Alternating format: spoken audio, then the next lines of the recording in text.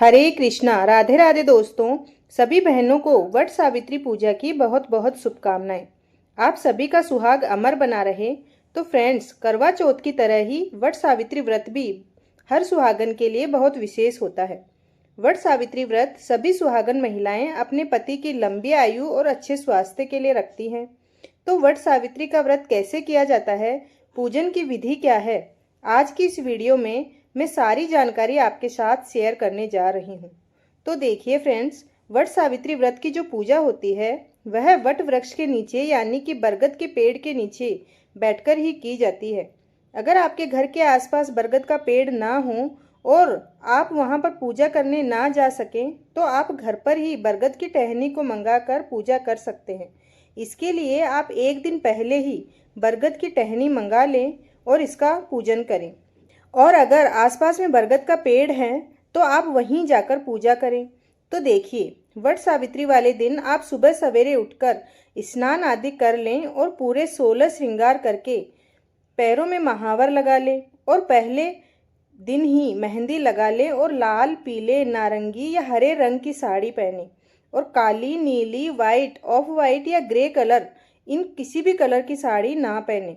और पूजन के लिए वट वृक्ष जितना प्राचीन हो, जितना पुराना हो, उतना ही अच्छा। बरगद में पेड़ में कम से कम जटाई निकली हुई तो होनी ही चाहिए। और वैसे भी ऐसा बोला जाता है कि कम से कम वह बरगद का पेड़ 12 वर्ष तो पुराना होना ही चाहिए। फ्रेंड्स, इस साल 2025 में वट सावित्री का व्रत 26 मई दिन सोमवार को रखा जाएगा। बरगद के पेड़ के आसपास थोड़ी सी सफाई करने के बाद जल चढ़ाते हैं।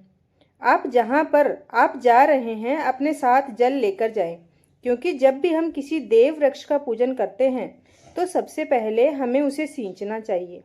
तो इस तरह से देखिए, पेड़ के चारों तरफ घूमते हुए हम जल सींचेंगे। और इस पूजा में बरगद के पत्ते को गहने के रूप में पहना जाता है। तो आप इस प्रकार से अपनी जूड़े में या चोटी में एक बरगद के पत्ते को लगा लें।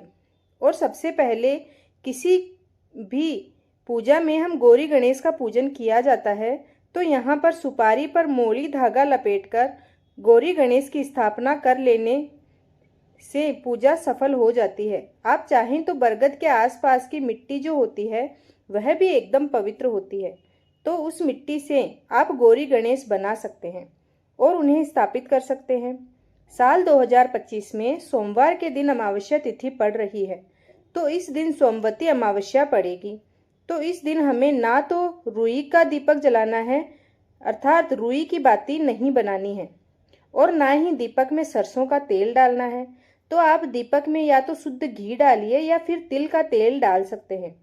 और यहाँ पर हमें कच्चे सूत से बत्ती बना लेनी है और दीपक तैयार कर लेना है। वट सावित्री व्रत में ऐपन का बहुत अधिक महत्व होता है। तो देखिए, चावल के आटे में थोड़ी सी हल्दी और पानी डालकर हम ऐपन तैयार करते हैं। आप चाहें तो रात को चावल भिगोकर दूसरे दिन उसमें थोड़ी सी हल्दी और पानी डालकर उसका एक लेप तैयार कर लेते हैं।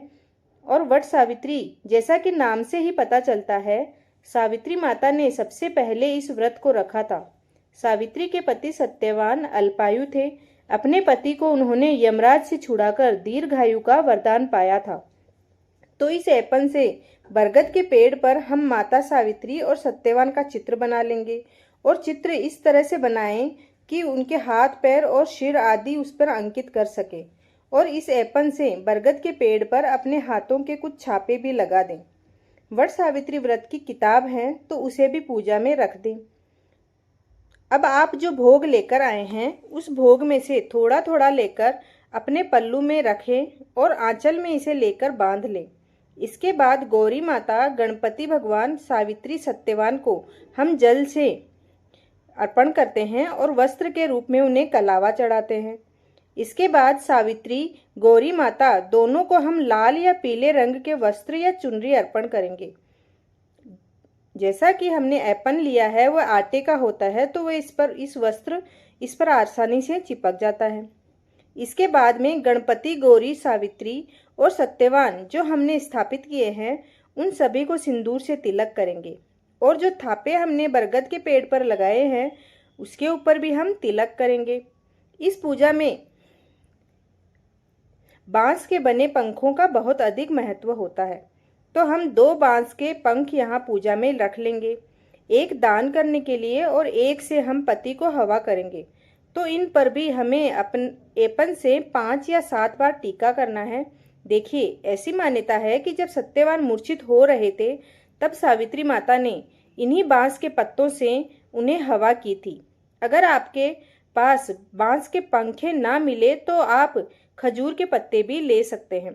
इसके साथ ही बड़देव यानी कि वट वृक्ष को भी हम वस्त्र अर्पण करेंगे। आप चाहें तो पीला अंगोछा ले सकते हैं या 1.25 मीटर का कोई भी लाल पीला वस्त्र ले सकते हैं। इसके साथ ही अगर आप जनेऊ लेकर गए हैं तो वह भी बड़देव को अर्पित करें। इसमें कच्चे सूत के 12 धागों से एक माला बनाई जाती है। एक बड़देव को अर्पित करनी होती है और एक हम अपने साथ लेकर आते हैं। अपने लिए माता सावित्री के नाम से आप कोई ब्लाउज पीस या साड़ी आप रख सकते हैं। इसके बाद माता सावित्री के उस वस्त्र के ऊपर श्रृंगार के कम से कम 5 या 7 थान रखें। आप इस सामग्री को बढ़ा भी सकते हैं।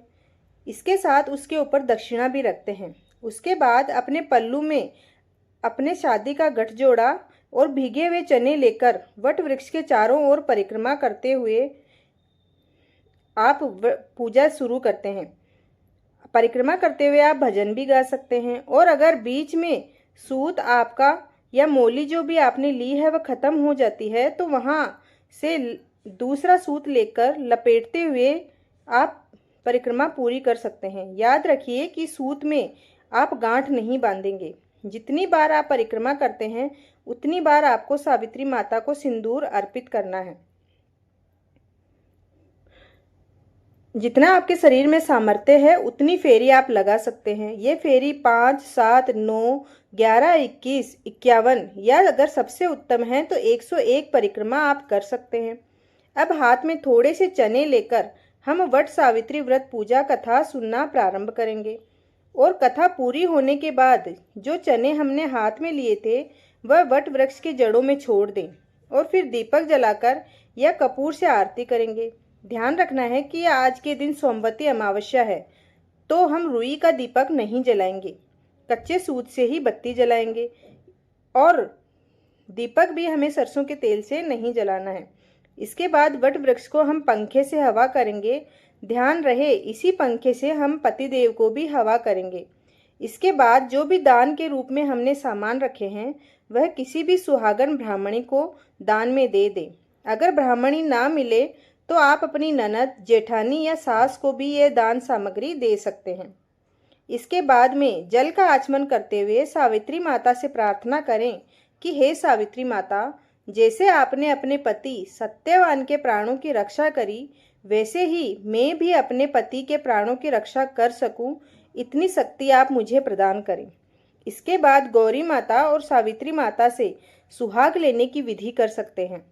इसमें हम गौरी माता और सावित्री माता को सिर्फ सिंदूर अर्पित करते हैं और जितनी बार हम उनको सिंदूर अर्पित करते हैं उतनी ही बार हम अपनी मांग में भी सिंदूर भरते हैं। इसे ही सुहाग लेने की विधि कही जाती है।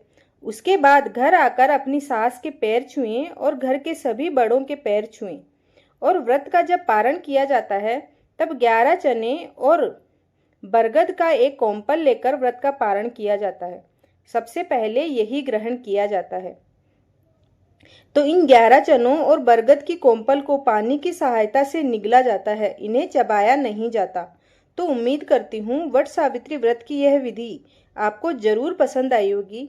अगर आपको ये विधि पसंद आई है तो चैनल को जरूर सब्सक्राइब करें, लाइक करें और कमेंट करें। धन्यवाद।